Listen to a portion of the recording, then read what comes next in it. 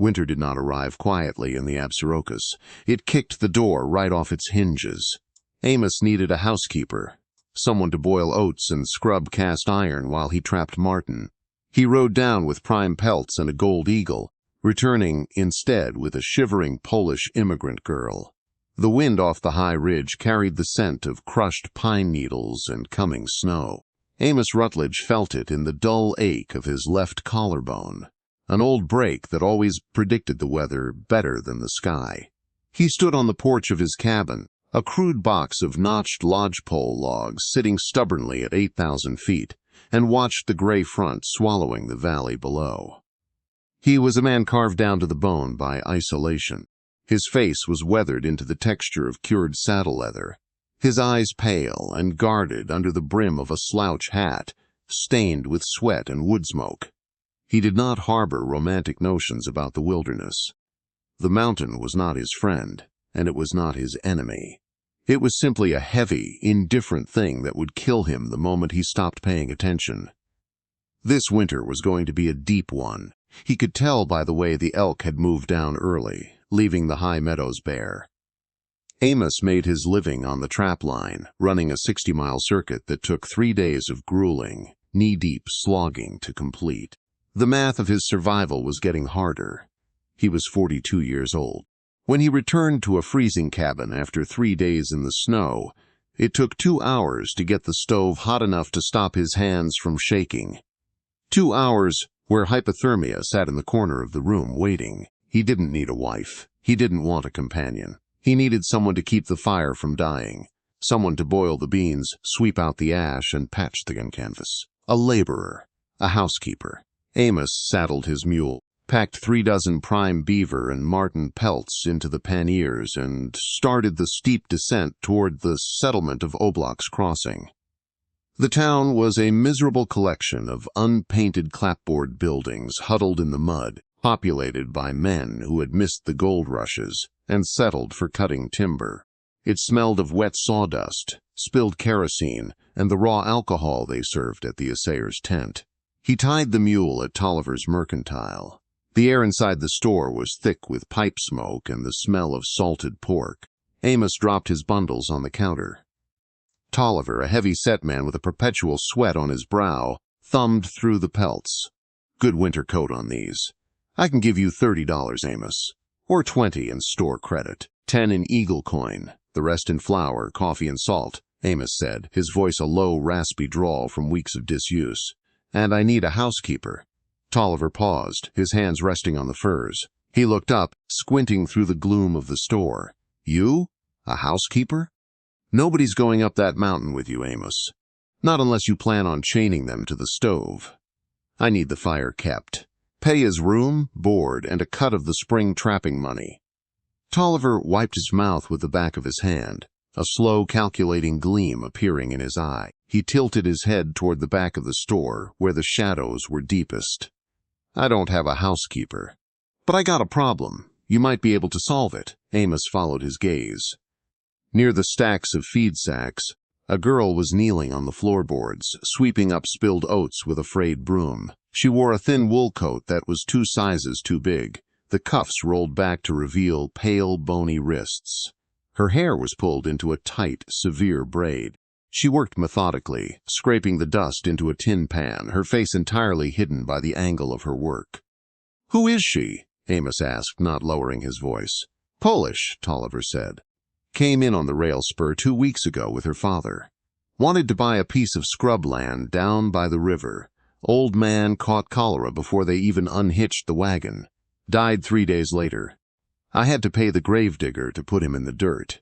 She's been sleeping in my shed. Doesn't speak more than 10 words of English. I've been having her sweep up, but she eats more than she works, and my wife wants her gone." Amos stared at her. "She looks like she'd blow away in a stiff breeze. She hauled a 50-pound sack of flour out to the wagon yesterday," Tolliver countered. "She's built of wire. Name's Kezia." Amos walked over to her. His boots made heavy, deliberate thuds on the floorboards. She stopped sweeping and looked up. Her face was angular, stripped of any soft, easy beauty by exhaustion and grief. Her eyes were a flat, flinty gray. She did not flinch when he stopped in front of her. She just gripped the broom handle tighter. "You understand English?" Amos asked. She stared at him, her eyes flicking to the large hunting knife strapped to his belt, then back to his face. "I work," she said. Her voice was hoarse, heavily accented. "I live on the mountain," Amos said, pointing up toward the ceiling. "Cold, hard work, chop wood, cook, clean. You stay alive. You get paid in the spring." She didn't look at Tolliver. She looked at Amos's hands. They were massive, knuckles scarred white from skinning blades and frostbite, ingrained with dirt. Then she looked at his eyes. She was looking for cruelty, but Amos offered none. He was merely stating facts. "I go," she said simply. Amos turned back to the counter. "How much she owe you for the burial?" $5, Tolliver said eagerly. Amos dropped a gold half-eagle onto the timber counter. It landed with a dull, heavy clink. "Put a heavy coat on my tab, and a pair of men's boots, size 7.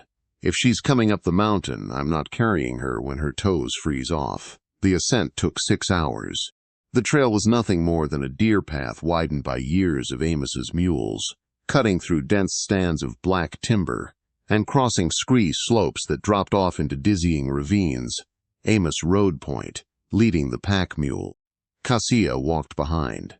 He had offered her a ride on the pack saddle, but she had refused with a shake of her head. She wore the oversized men's boots he had bought her, her feet shuffling awkwardly over the jagged rocks. The new wool coat swallowed her frame, making her look like a child playing dress-up. But there was nothing childlike about the way she marched. He watched her peripherally. The air grew thinner with every 100 feet of elevation, turning the breath to ragged plumes of white steam. The temperature was dropping fast. Halfway up, crossing a slick patch of ice near a runoff creek, Cassia lost her footing. She fell hard, her knee striking the granite with an audible crack. Amos stopped his mule and twisted in the saddle. He waited for the tears.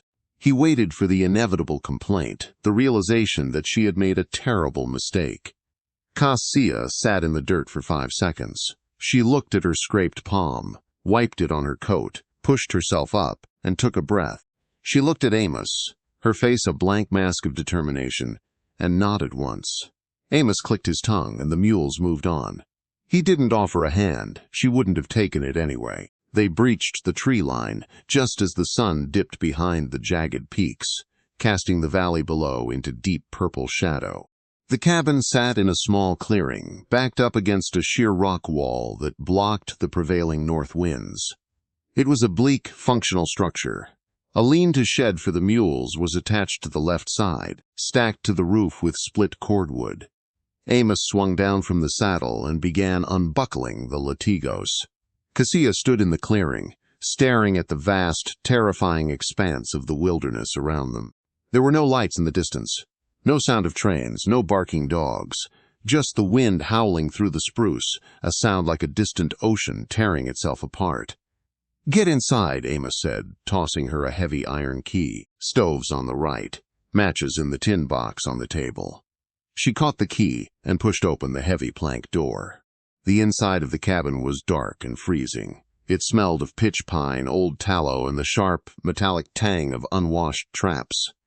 Amos carried the supplies in, dropped open the flour and coffee on a rough-hewn table. He struck a match and lit the kerosene lantern hanging from the center beam. Yellow light spilled over the single room. It was 10 by 12 feet. A cast-iron potbelly stove sat in the center. In one corner, a sturdy bed frame piled with bare hides. In the opposite corner, a small folding canvas cot.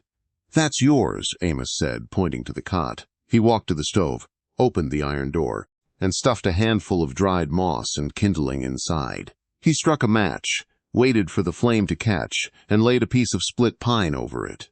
"Damper is here. You keep it open until the wood catches, then close it halfway. If you close it all the way, we suffocate on the smoke. If you leave it open, the wood burns too fast and we freeze." He looked at her to see if she understood. Cassia stepped forward, reached out, and touched the metal damper handle, tracing its position. She nodded. "Water barrel is outside. You have to break the ice with the axe handle. Don't use the blade, you'll chip it." Amos unbuckled his gun belt and hung it on a peg near the door. He didn't look at her as he spoke. He was setting the rules of survival, drawing the boundaries of their shared existence. Cassia didn't say a word. She took off her heavy coat, rolled up her sleeves, and walked to the table. She opened the flour sack, found a tin basin, and began looking for water. That night, the wind battered the cabin walls with the force of a physical blow. Amos lay in his bed, staring at the ceiling, listening to the logs creak.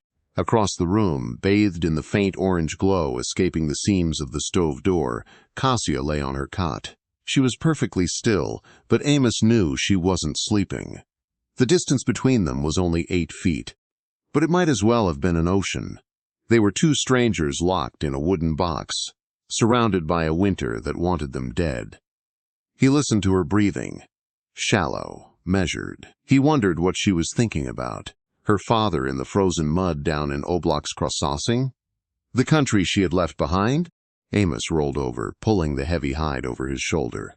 It didn't matter. Tomorrow he had traps to boil. The first week established a rhythm of brutal sufficiency. Amos spent his days preparing for the deep winter trap runs. He boiled his steel leg-hold traps in a massive kettle outside, using walnut hulls and sumac to dye the metal black and strip away the heat. Cassia watched him through the cabin window, her face impassive. She learned the cabin's temper quickly. The stove, which Amos had always fought with, seemed to yield to her. When Amos woke in the dark, the room was already warm, the smell of boiling coffee and frying salt pork cutting through the stale air. She kept the floors swept. She scrubbed the cast iron skillets with coarse salt until they gleamed. She never complained about the isolation, never wept, never asked when they were going back to town. But there was a tension between them, a friction born of two solitary creatures forced into a shared cage. Amos was rigid in his habits. Every object in the cabin had a designated place. The clash happened on the 5th day. Amos walked in from the woodpile, shaking snow from his boots. He looked toward his workbench, his fleshing knives. 2 razor-sharp blades he used for scraping hides were gone. His jaw tightened. He found them sitting on the mantel above the stove. "Don't touch my tools," he said, his voice dropping an octave, carrying the dangerous rumble of a rock slide. Cassia looked up from the dough she was kneading on the table. She wiped her hands on a scrap of flour sack. "I clean tables," she said, her accent thick. "I don't care." Amos took 2 long strides, snatched the knives off the mantel, and placed them back on the workbench, exactly 2 inches apart.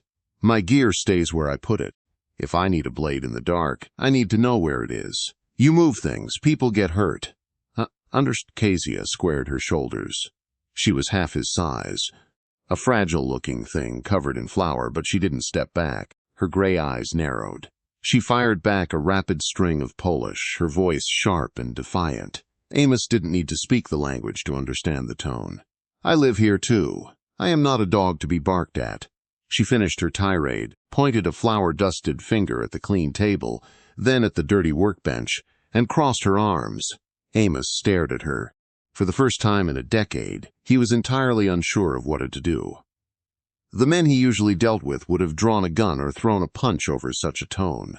He let out a long, slow breath, the anger bleeding out of him, replaced by a grudging respect. "Just leave the knives on the bench," he muttered, turning his back to her to hang up his coat. He heard the heavy thump of dough hitting the table again. The fight was over. 2 days later, the real winter hit. Amos was scheduled to leave for his first 3-day circuit. But when he opened the door that morning, the sky was a bruised, sickly purple. The barometer on the wall had dropped so fast the needle was resting on the brass pin. "Storm," Amos said, turning back into the room. He began grabbing ropes and canvas tarps. "A big one. Wind is shifting east." Within an hour, the temperature plummeted 20 degrees. The snow didn't fall. It drove sideways, a blinding white sheet that erased the trees at the edge of the clearing. The wind shrieked, tearing at the roof shakes. Amos was at the window, watching the lean-to. The mules were tied to the rail outside, stomping frantically as the snow piled against their flanks. "They'll freeze to death out there," he said, grabbing his heavy coat. "I have to get them into the shed." "I help," Cassia said, already pulling on her boots. "No, you stay here. You get lost 10 feet from the door in this, you're dead." "I help," she repeated, her voice leaving no room for argument. She tied a woolen scarf over her head and grabbed a coil of rope from the peg. Amos looked at her, saw the absolute resolve in her eyes, and nodded. He tied one end of a heavy hemp rope around his waist, handed the coil to her, and tied the other end to the heavy iron ring on the doorframe. "Keep the line taut. Do not let go. If I fall, you pull." They pushed the door open. The wind hit them like a runaway train, stealing the breath directly from their lungs. The cold was a physical agony, driving icy needles into any exposed skin. Amos waded into the whiteout, sinking to his thighs in the drifts. He could barely see his own hands. He fought his way to the tie rail. The mules were panicked, rearing and pulling against their hackamores. Amos grabbed the halter of the largest mule, speaking softly beneath the roar of the wind, trying to calm the terrified animal. He untied the knot, but the mule lunged, knocking Amos backward into the snow. The lead rope slipped from his frozen, clumsy gloves. The mule wheeled around, ready to bolt into the timber where it would surely die. Suddenly, Kasia was there. She had followed the rope line out. She threw herself at the mule's neck, grabbing the coarse hair of its mane and throwing her entire meager weight against it. The animal dragged her 3 feet through the snow, but she didn't let go. She clamped her arms around its neck, screaming something in Polish that was lost to the wind. Her intervention gave Amos the second he needed. He scrambled up, grabbed the lead rope, and hauled the animal down. Together, leaning against the shrieking gale, they dragged the terrified mules into the dark, relatively calm shelter of the lean-to. Amos barred the heavy wooden door, plunging them into darkness. They stood there in the smell of hay and frightened animals, panting heavily. Amos could hear Kasia shivering violently, her teeth chattering like castanets. He reached out in the dark, finding her shoulder. It was a purely instinctual gesture. "You all right?" he shouted over the wind, hammering the roof. "Yes," she gasped out. They followed the tether line back to the cabin, collapsing through the doorway and slamming the heavy timber door shut against the storm. The sudden quiet of the cabin, save for the roaring of the fire in the stove, was deafening. They stood dripping on the floorboards, covered in rime ice and snow. Kasia's face was beet red from the cold, her scarf frozen stiff. Amos peeled off his heavy gloves, his hands trembling slightly from the adrenaline. He looked at her, really looked at her. She wasn't just a housekeeper anymore. She had saved his livestock. She had risked her life for his livelihood, for the very things that kept them both alive. Amos walked to the cupboard, pulled down a tin cup, and poured a generous measure of whiskey from a clay jug. He handed it to her. Kasia took it with shaking hands. She looked at the amber liquid, then at Amos. She raised the cup in a silent toast, tilted her head back, and swallowed it like water. She coughed once, wiped her mouth, and turned to the stove to add more wood. Amos sat in the chair by the fire, watching her. The ice in his chest, a block that had been solid for years, felt the faint, microscopic hairline fracture of a thaw.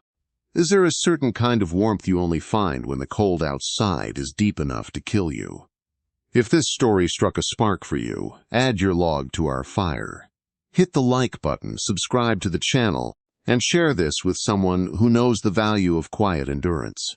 We are building a community here, one story at a time. The winter is long, but we've got plenty of tales left to tell. Gather round. January buried them. The snow stacked against the windward side of the cabin until it reached the eaves, plunging the room into perpetual twilight.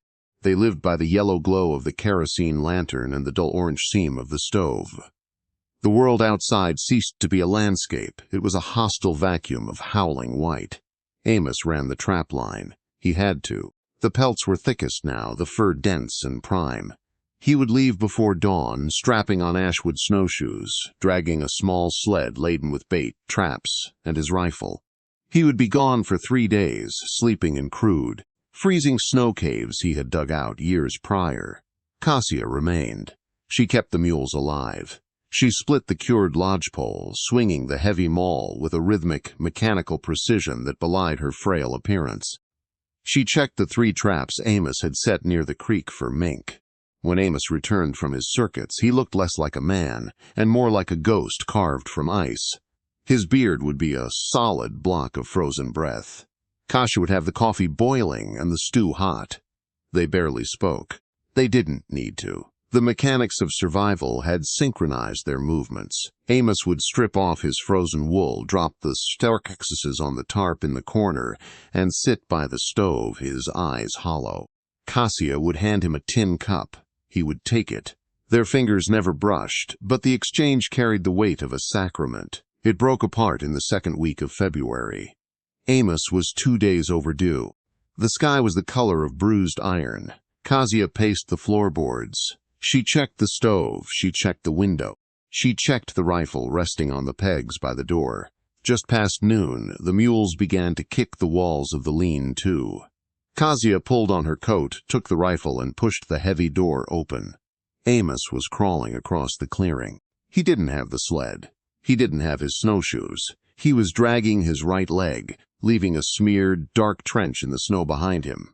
Kasia dropped the rifle. She waded into the drifts, the cold biting through her woolen trousers instantly. She reached him, grabbing him under the arms. He was dead weight. His skin was the color of old ash. "Amos," she gasped. He opened his eyes. The pupils were blown wide. "Ice shelf," he muttered, his jaw barely moving. "Gave way. Bear trap in the pack." Sprung on my leg. She didn't ask questions. She hauled him up, wrapping his massive arm over her narrow shoulders. It took them 20 minutes to cover 50 yards. When they finally crossed the threshold, they collapsed onto the floorboards. Kasia barred the door. She dragged Amos to the bed. He was shivering so violently the heavy timber frame rattled. She took his hunting knife and cut the frozen canvas trousers away from his right leg. The heavy steel jaws of a Newhouse trap had bitten clean through his calf. He had managed to pry it off. God only knew how, with frozen fingers and failing strength.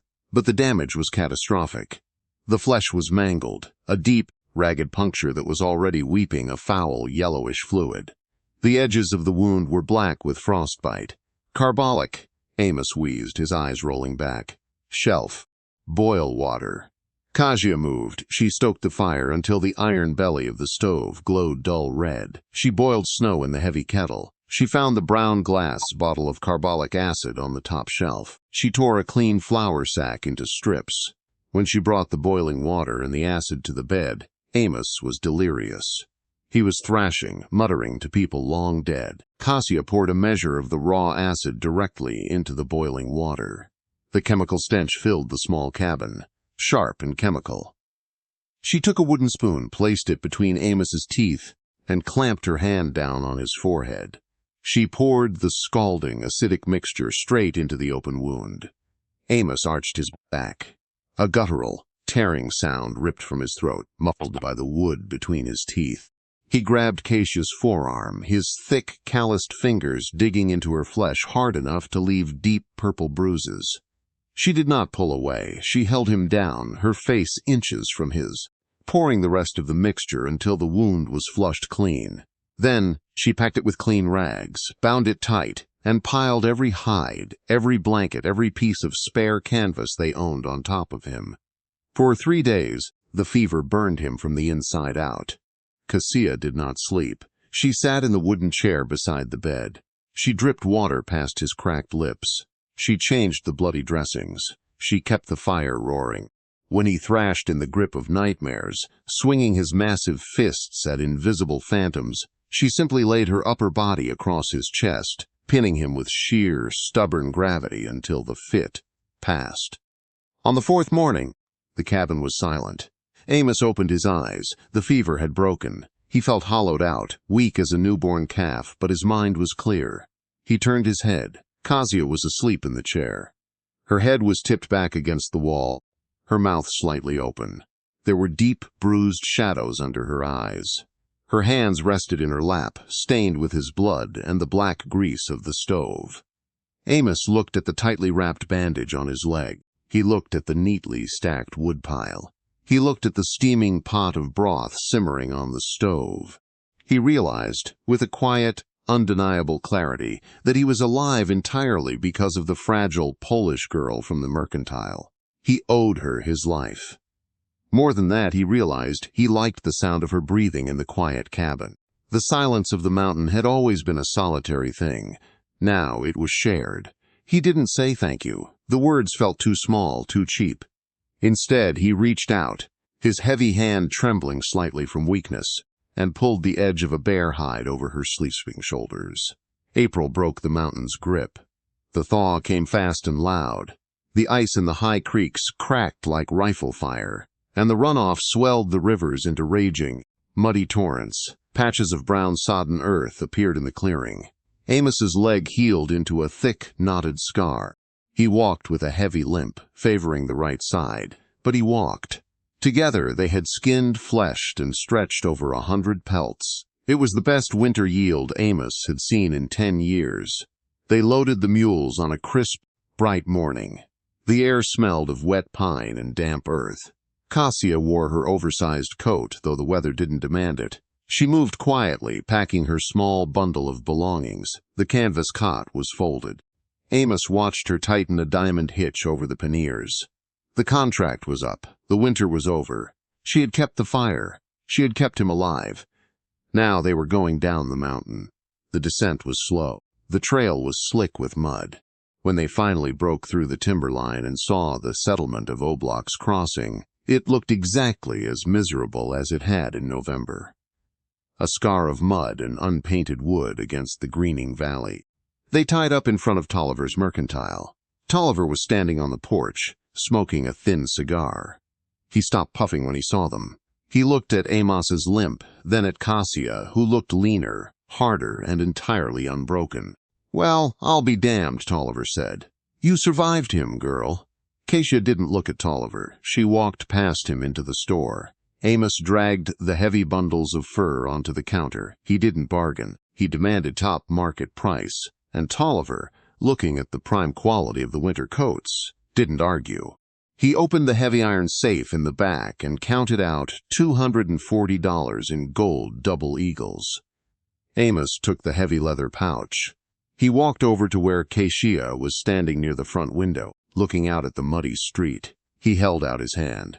In his palm rested 6 gold coins, $120. Half the season's take. It was a fortune. It was enough to buy the scrubland her father had wanted, build a house, and buy a flock of sheep. Cassia looked at the gold. She didn't reach for it. She looked up at Amos. "Contract," Amos said, his voice rough. "You earned it. More than earned it." She slowly reached out and took the coins. They were heavy, warm from his hand. She clutched them in her fist. "Thank you, Amos." It was the first time she had used his name. It sounded strange, foreign, and entirely right. "Land agent is 2 doors down," Amos said, pointing out the window. "He'll sell you that river plot." Cassia nodded. She didn't say goodbye. She turned and walked out of the store, her boots heavy on the floorboards. Amos stood in the mercantile for a long time.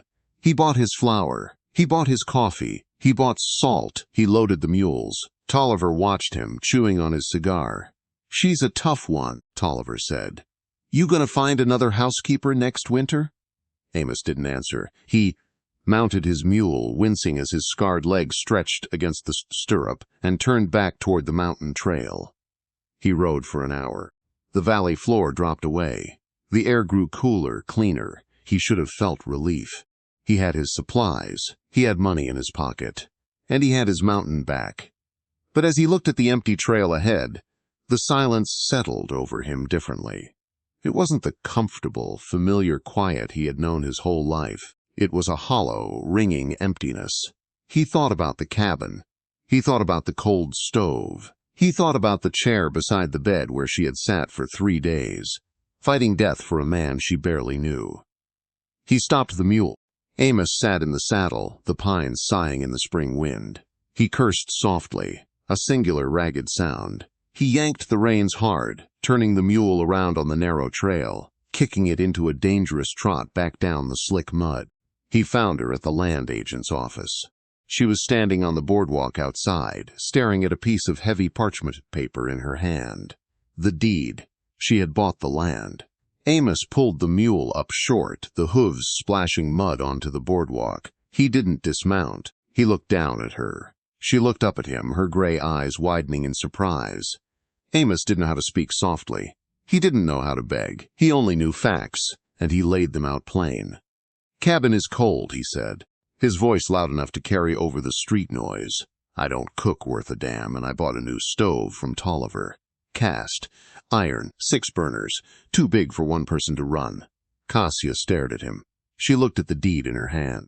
Then she looked at the heavy scars on Amos's knuckles, resting on the saddle horn. "I have land," she said, her chin lifting defiantly. "I build house here." "Land down here floods in the spring," Amos countered, his eyes locked on hers. "Up high, the air is clean, soil is thin, but you can grow potatoes in the south clearing. I'll build you a fence to keep the deer out." He leaned forward, resting his forearms on the saddle horn. The guarded, cynical look was gone from his face. He was completely exposed, offering the only thing he had of value. "I ain't an easy man, Cassia, but I don't break, and I'll never let you freeze." Cassia stood perfectly still, the noise of the street. The wagons, the shouting men, the barking dogs, seemed to fade. She looked at this rugged, broken mountain of a man. She remembered the way he had covered her with a blanket when he could barely lift his own arm. She looked at the deed. She folded it neatly, once, twice, and tucked it into her coat pocket. She stepped off the boardwalk, into the mud, and walked up to the side of his mule. She reached up, grabbing the leather latigo strap. 6 burners?" she asked, a faint, rare ghost of a smile touching the corners of her mouth.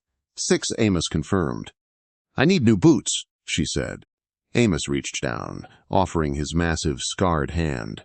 Cassia took it. His grip was firm, pulling her up out of the mud and onto the back of the mule behind the saddle. She wrapped her arms around his waist, her hands resting against the heavy wool of his coat. Amos spurred the mule forward, turning away from the settlement, heading back toward the high timber, the cold air, and the home they had forged in the ice.